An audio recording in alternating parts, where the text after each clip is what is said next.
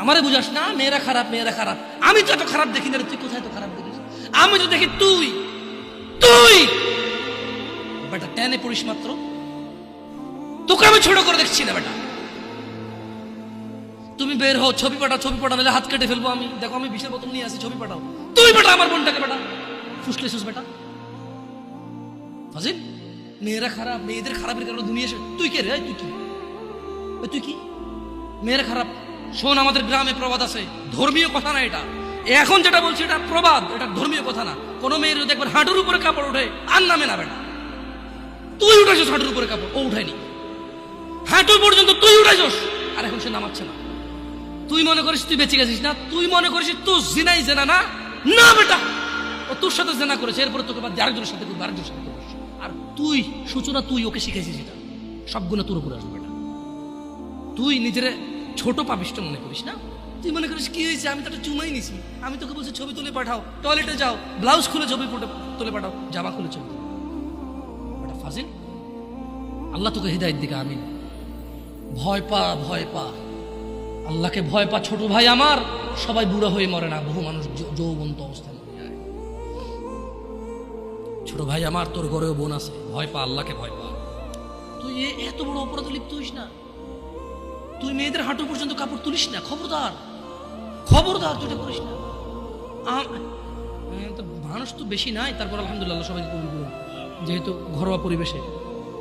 বলেন তো কোনো মেয়ে, আপনার বয়স তখন 16 বছর ছিল আর কি, আচ্ছা যান, কোনো একটা 14 থেকে 18 বছরের মেয়ে আপনাকে বলছে চলো আমরা একসাথে থাকি, বলেন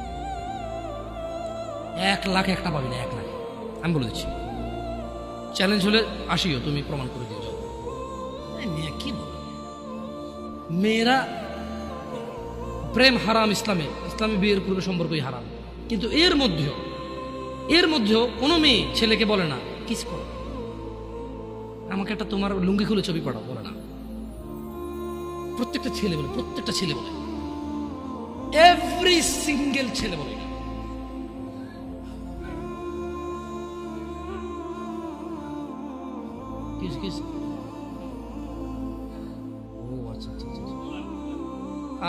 ঠিক আছে, বন্ধ করবো, জানালা না, মানুষের কষ্ট দিন না, মানুষকে কষ্ট দিন না, জানালা বন্ধ করে দেন।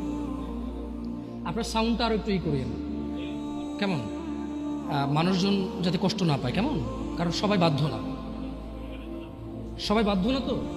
না না ঠিক আছে, না না, জানালাগুলো বন্ধ করে দেন, মানুষ যাতে কষ্ট না পায়, কারণ সবাই তো বাধ্য না। আর সাউন্ড সিস্টেমটাকে আর কি করবেন, মানে এরপরের হালাকা না, নিচ আপনি মাইক লাগাবেন, মাইকের সাউন্ড লিমিট করবেন। আপনি দেখেন, এটা তো টেকনোলজিক্যাল ব্যাপার, রাইট? আমি আপনাদেরকে অনুরোধ করবো, এরপরে আরও অনেকেই আসবে, রাইট? প্রতি মাসেই হয়তো আসে। আপনাদের যেখানে যেখানে যারা যারা বসে, সংশ্লিষ্ট ওই এরিয়াতে যাতে সাউন্ডটা সীমাবদ্ধ থাকে। নিচতলায় তো আর এখানকার সাউন্ড যাবে না, নিচতলায় আলাদা একটা সাউন্ড ওই যে লাগাই দেন, মাইক্রোফোন লাগাই দেন, মানে স্পিকার, সরি।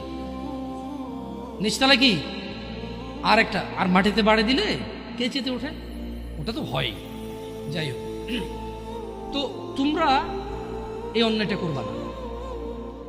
আর যদি তোমাদের মনে হয় যে না, তোমাদেরকে কোনো 16 বছরের 17 বছরের যুবতী মেয়ে বলছে যে মানে আজে বাজে অফার করছে, আমাকে বলিও। আমার ফেসবুকে তো জানাই আছে না, আমাকে বলে ভাই ভাই ভাই এক আজব ঘটনা ঘটে গেছে ভাই, 16 বছরের মেয়ে আমাকে বলতেছে আজে বাজে।